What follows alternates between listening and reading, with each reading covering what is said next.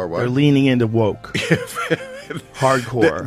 They're petrified of some kind of backlash. Nobody wants a movie about true love? What kind of woman do we want out there seeking true love, Eliana? It's the outrage. I wanted my money back. It was very disappointing. They are pretending like Rachel Zegler is the first of them all when she looks like Lord Farquaad in the film. Every way that Disney changed the story, it changed it for the worse. The new Disney boss babe, who is Rachel Zegler, the inverse of happy. So she comes off as an insufferable, whiny brat. No one on the right side of America can stand the star of this movie. Rachel Zegler, like so many kids raised on TikTok, she's all for infantata is the only global solution. So apparently, according to them and according to the writers of Snow White, women can't even want to be in love anymore. Now, I'm guessing that she's not married. I'm guessing that she doesn't have kids. The movie is a complete disaster, by the way. Rachel Zegler, she's an... Rachel Zegler is extraordinarily woke, but she's woke in a way that's quite deranged. And, you know the saying, go woke, get broke, and Disney's going to lose money on this movie. And I believe it only made less than $1 million in China. They spent $170 million to make the thing, and it had the lowest opening, under $50 million, of any of these live-action Disney remakes that they've ever had. Rachel Zegler was supposed to lead Disney's next fairy tale revival. Instead, she became the center of a cultural backlash that no one saw coming. At first, the casting looked like a fresh win. Young, talented, and riding the high of West Side Story, Zegler was poised to make Snow White her own. But it didn't take long for the mood to shift. In early interviews, she didn't just criticize the original 1937 film, she dismantled it. She called it creepy, outdated, and dismissed its charm as something better left behind. To millions of Disney loyalists, it wasn't just bold, it was borderline hostile. The version they loved was being torn apart by the very person meant to carry it forward. And as backlash brewed, Zegler didn't hold back. What came next would ignite something even bigger and a lot harder to control. The original cartoon came out in 1937, and very evidently so. There's a big focus on her love story with a guy who literally stalks her. Weird. She's not going to be saved by the prince, and she's not going to be dreaming about true love. Oh my God. That's when things took a turn, and not a subtle one. The frustration from fans wasn't just about her take on Snow White. It was the way she said it. Her tone, her posture, the way she shrugged off the past, it all felt condescending. And then came the political fallout. Zegler's social media history lit up like a warning sign. She'd gone off on a massive portion of the country, targeting voters of a former president with language that some called unfiltered, others called hateful. She didn't just share an opinion, she told them to vanish. No peace, no redemption. For a Disney princess, that kind of messaging was explosive. But what happened after that? It turned the controversy into something Disney couldn't contain. So she came out and took a large dump on half of the country, everyone who voted for Trump. President Rachel Zegler also posted, F Trump kinds of posts on social media. She also said that she hoped that Trump supporters, quote, never know peace. But you are not entitled to call for Trump supporters to be harmed. You are actually not entitled to do that. And so let me just remind you, Rachel Zegler, of what the map looks like, just so you can understand when your Disney movie is coming out, how many people you are wishing harm upon.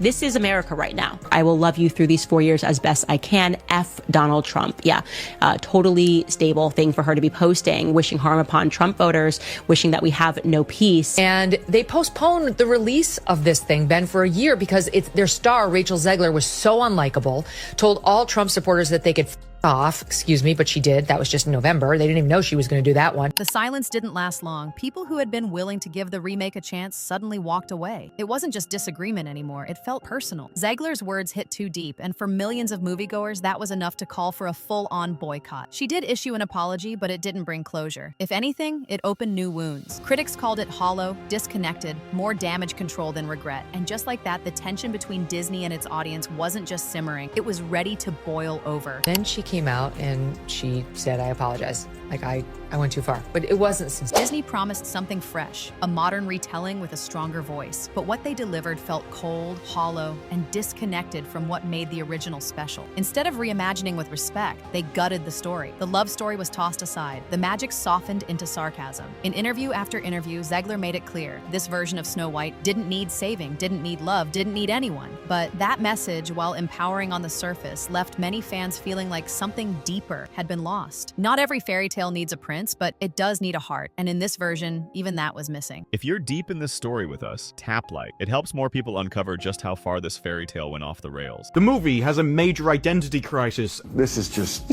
so typical of the left.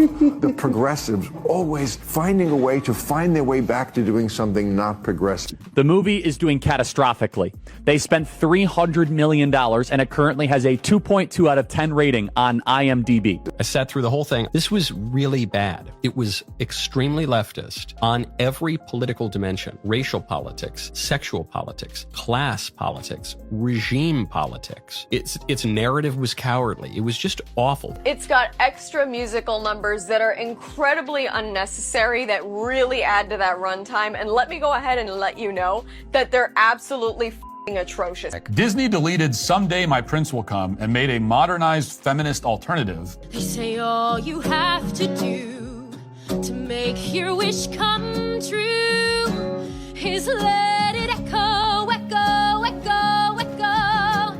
It's awful, generic. Never mind that the lyrics make no sense at all. All you have to do to make your dream come true is let it echo. Is it like on a metaphorical level? The fairy tale started unraveling fast. The prince, once a symbol of hope and devotion, was reduced to a hollow cameo, barely there, oddly cold. The evil queen's obsession with beauty, a core driver of the original story, vanished into a bland quest for generic power. But the most jarring shift came through the soundtrack. The timeless songs, the ones etched into generations of childhoods, were gone, replaced with tracks that critics called preachy, forced, and joyless. Then came Zegler's take. The prince wasn't romantic, he was a stalker. It hit like a slap to longtime fans who had cherished the love story for decades. What had once been tender and magical was now being rewritten as dark and disturbing. And that wasn't the only piece of the story Disney decided to tear apart. And accusing Disney of inserting unnecessary feminism into classic fairy tales.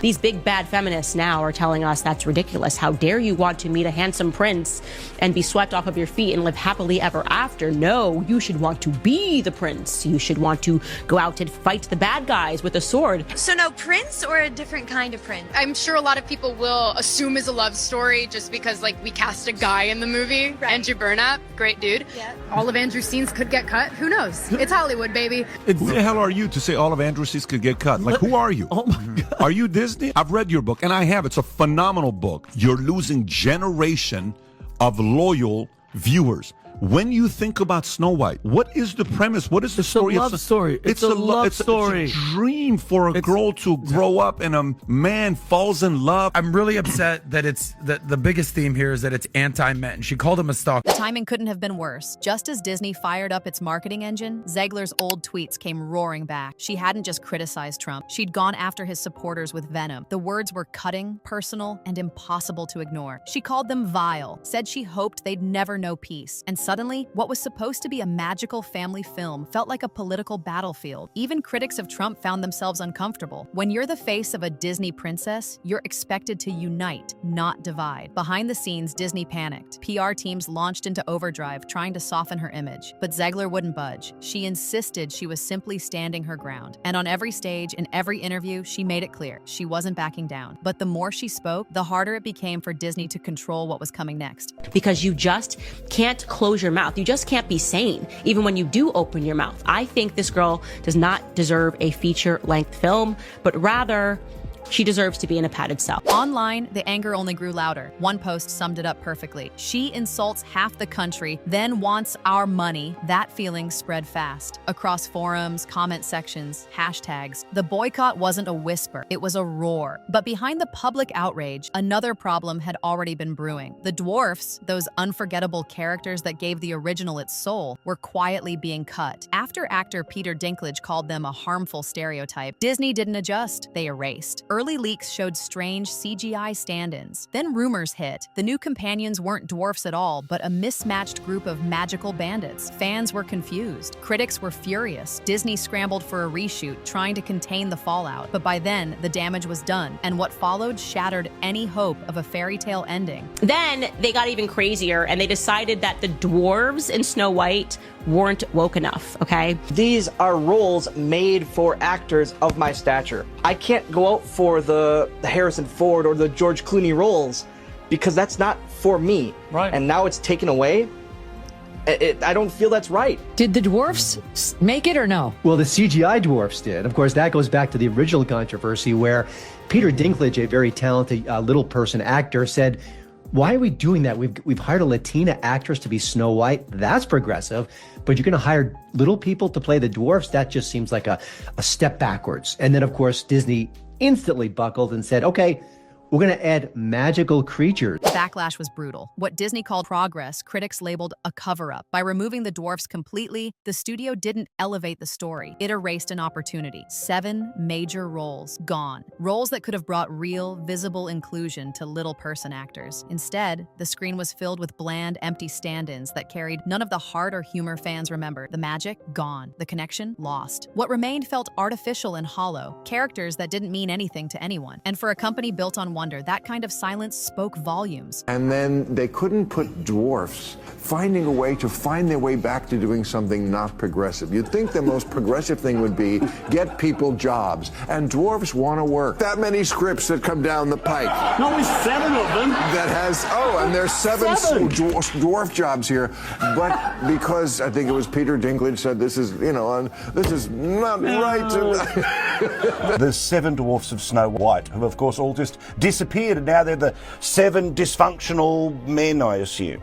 I mean, I guess, what are we going to have? Like a lesbian, a trans person, someone in a wheelchair, someone of color? Like, I don't understand. Why weren't the dwarfs enough? But apparently they were too offensive because the most famous dwarf of all, Peter Dinklage, said something negative about it back in 2022, thus ruining the biggest acting roles the dwarfs had ever seen since the creation of Willy Wonka's Oompa Loompas back in the 1970s. They couldn't have dwarves. Do you guys remember? Yeah, that? because Peter Dinklage and all them were talking crap. So originally they took a picture of what the dwarves were supposed to look like. I can find it, but it was an array. It was the DEI of dwarves. Yep. Well, they had to reshoot the film and use CGI dwarves. There So you go. those guys didn't make it. No.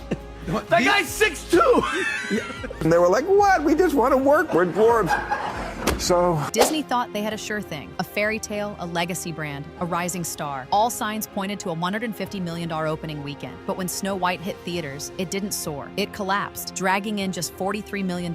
For a movie that reportedly cost more than $200 million to make, it wasn't just a loss. It was a signal that something was deeply broken. Families didn't connect, teens didn't care, and longtime fans felt betrayed. By week 2, theaters were cutting screenings. Analysts were calling it one of Disney's worst box office disasters in years. Online, the reaction was brutal. They stripped out the magic and gave us a lecture. One top comment read, "The merchandise left untouched." A shelf full of dolls collecting dust said everything the numbers didn't. Behind closed doors, the fallout hit hard. Executives were in full damage control. Some pointed to Zegler's explosive public image. Others blamed a script that treated the original like something shameful. Whispers of layoffs followed. Meanwhile, Zegler's future with Disney dimmed fast. Industry insiders began calling her a liability. Her undeniable talent couldn't outweigh the weight of alienating half the audience. There were those who said the film could have worked if it had treated its legacy with care. After all, Frozen proved you can modernize a princess without cutting the soul from the story. But this version of Snow White didn't feel empowered. She felt distant, cold, less like a heroine and more like a mouthpiece. Her rejection of the love story didn't feel progressive. It felt like ridicule. For fans, it wasn't just change. It was contempt. They weren't against evolution. They just wanted to feel like someone still cared about what made the original matter. Instead, they got a reimagining that tossed nostalgia in the trash and expected applause.